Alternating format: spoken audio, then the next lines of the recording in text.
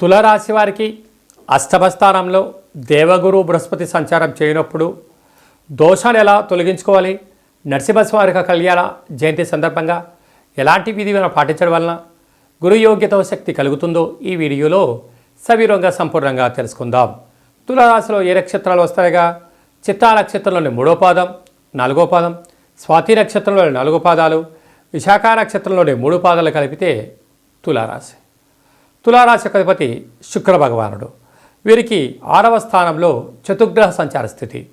బుద్ధికారకుడు బుధుడు, కలత్రతకారకుడు శుక్రుడు, రాశాధిపతి కూడా శుక్రుడే, ఆయుకారకుడు శని భగవానుడు, నరదృష్టి కారకుడైన రాహు 6వ స్థానం ఉండడం వలన రుణ రోగ శత్రు సమస్యలు పొంచి ఉన్నాయి, అనారోగ్యాలు పొంచి ఉన్నాయి. నరాల బలహీనత, కంటి సమస్య, ముక్కు సమస్య, శ్వాస సంబంధించిన వ్యాధులు, శస్త్రచికిత్సలు జరిగే పరిస్థితి ఉంటుంది.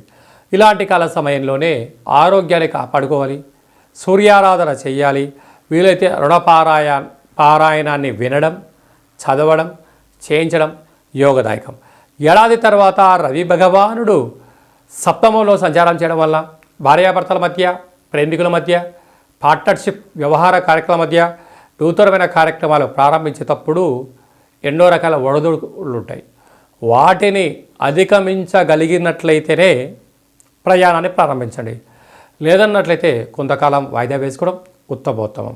అష్టమంలో గురు సంచార స్థితి ఏడాది నుంచి వెళ్ళిపోతూ ఉన్నారు కనుక శ్రీ నరసింహస్వామి యొక్క జయంతి సందర్భంగా స్వామివారికి తెల్లటి మల్లెపూలతో స్వామివారికి దండను వేయడం, పసుపు రంగు వస్త్రాలను స్వామివారికి సమర్పించడం, కింద మనం చెప్పుకునే విధంగా ఆ పాలలో చిరగపప్పును ఏర్పాటు చేసి బ్రాహ్మణుడికి దానం చేయడం వలన గురు యోగ్యత శక్తి కలిగి స్థిర చరాస్తులు తులారాశి వారు సొంతం కాబోతాయి.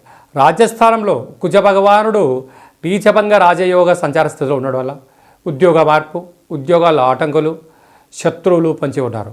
మీరు ఎప్పుడు ఎక్కడ తప్పు చేస్తారా సమూలంగా తొక్కేయాలని ఎదురు చూస్తున్నారు. తస్మాత్ జాగ్రత్త. వ్యయంలో కేతు భగవాన్ ఉండడం వల్ల ఆందోళన వద్దు, టెన్షన్స్ తీసుకోవద్దు. వీలైనంత వరకు మౌనం, ధ్యానం, ఏకాగ్రత చాలా మంచిది. సాఫ్ట్వేర్ ఉద్యోగస్తులు, హార్డ్వేర్ ఉద్యోగస్తులు, యానిమేషన్స్, క్రియేటివ్ రంగాలు, వ్యవసాయ సోదరీమణులు, గృహ భవన నిర్మాణ కార్యక్రమం చేసేవారు ఎన్నో జాగ్రత్తలు అవసరమని చెప్పి జ్యోతిర్విజ్ఞానం తెలియచేస్తుంది.